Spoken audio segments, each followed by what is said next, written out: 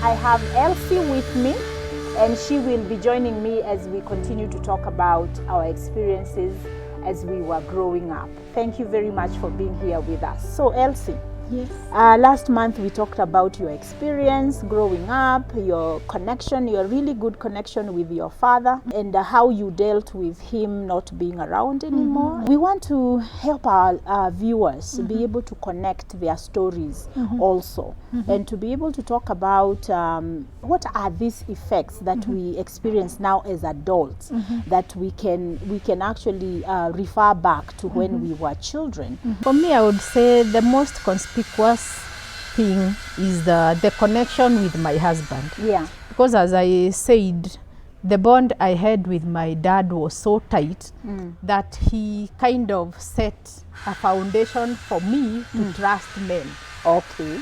And that taught me that as much as there is so much talk out there that men have become unfaithful, they cannot be trusted, my father set the basis that we still have men who are worth trusting. So that is to mean that when you got married and as you have experienced life with your husband, you haven't struggled with things like insecurities.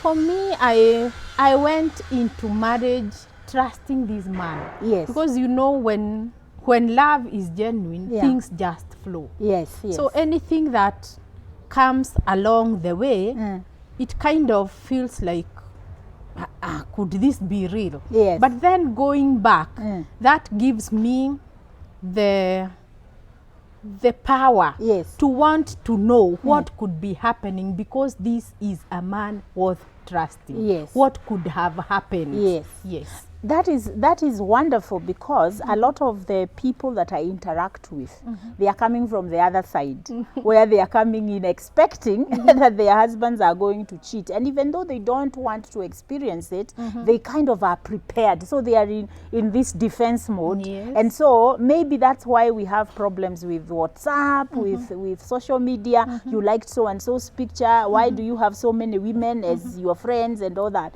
So in other words, you are saying that having a good bond with your father created for you a feeling of worth and a feeling of that you are worth something, and the man that you joined yourself to, you could trust him because of what your father laid out for you. Exactly. As opposed to me, that my father was faithful. I never heard anything about him being unfaithful to his marriage. However, he was not able to emotionally connect with me. Let me talk for myself. I don't know about my siblings, but I never felt a connection with him, and I have always thought that I have daddy issues, because then I did not feel worthy of a man's love for a long time, and I recognized that very early, because I found out that myself, I was so clingy to men, and yet I felt like even when I am in a man's life, I never felt like I was good enough. I always felt like he would be looking for someone, and then I would create these scenarios where I am proving myself, even if he is not trying to reject me. I'm still trying to prove myself. They say that that a girl's sense of self-worth and self-esteem comes from her relationship with her father. Do you agree? 100%. Yes. Okay. Because for me, the first picture of a man that I got was excellent. Yeah. Yes. And so for me, any man should be trustworthy. Yes. Yes. Because that's what you were given. I saw how my mother struggled financially, you know, with my father not being able to provide for us. I didn't really feel that I was worth a man taking care of me. And so I decided, you know, I'm going to take care of myself, and if I meet a man, he doesn't have to have me as a burden. One of the downfalls of not having a childhood that you felt accepted, valued, and belonging, what happens is that we begin to feel like we are a burden. Would you agree? The example I got of a woman being married is that I never had my mom ask for anything from my dad because they were both teachers. Yes. And then the training, Yes. the socialization that I got is that, for example, if my mom was to train me on how to make ugali, she told me you need a sufuria, you need a mwiko, you need unga and water. She never told me you will get this from anyone. Okay. So for me, when I'm doing something, I prepare like there is no other person in my life. Does that affect your relationship with your husband in any way? At first it did, but when now I became self-aware, I am able to understand him from his background and mine from my background. And having now had this new person and him consciously or unconsciously purposing to understand the new me, we are able to understand each other. When I come home with something, he's receptive. Yes. When he comes home with something, I am receptive. But again, I find myself taking too long to ask for something very small. And sometimes I end up abandoning the whole thing. And I think that is again the socialization that you are enough, which should actually give us the courage to know that our happiness in life comes from within us rather than from without. A lot of times I hear from couples that when my husband doesn't do 1, 2, 3, it means that he doesn't care or doesn't love me. You see, when he spends too much time with his friends and not with me, it means that he enjoys his friends more than he enjoys me. Instead of us actually doing what you are saying, being able to understand that there is a background to the way that we are today. If I need to kind of look at my husband and ask, what is his temperament trait? For instance, if he is a sanguine and he loves being around people, and I'm melancholic, of course he will want to be around people. And me, because I don't like all this attention with other people, I would rather we stay home. So we have a clash there. And if we don't understand my socialization, my personality type, the way that I see life, the way that I feel comfortable with life is different from my partner, then we will always have these loggerheads because we are trying to get the other person to act like we are. I believe that there is a lot of value for us to understand what happened when we grew up. So that is one about the way we relate with our spouses. But what about parenting?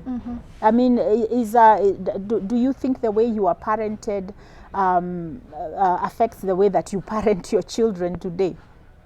That is one thing we can never escape from. But as much as my bond with my mother isn't really visible, I don't see it having affected my parenting. Because anything that I used to apply in my parenting journey, which I'm still doing, is so much informed by how my father brought me up. Yes. Because even when I got into a situation where I needed to ask questions, I found myself calling my father. Yes. So I was supported all through. How we were raised does not have to continue to be the way that we are. Because when we are being raised, there is something that we develop which we call coping mechanisms. Because it's self-preserving. We are trying to preserve ourselves and we are trying to preserve the relationships.